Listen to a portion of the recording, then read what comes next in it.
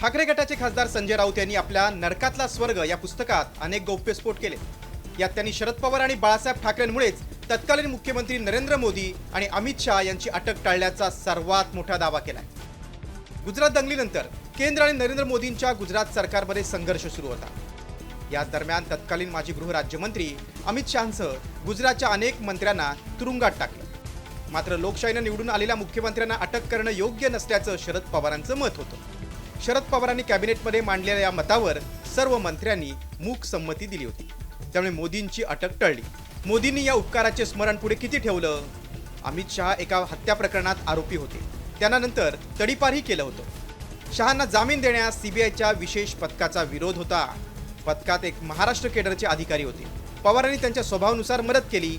शहांना एका प्रकरणात जामीन मिळाला, असा दावा राऊतांनी केलाय.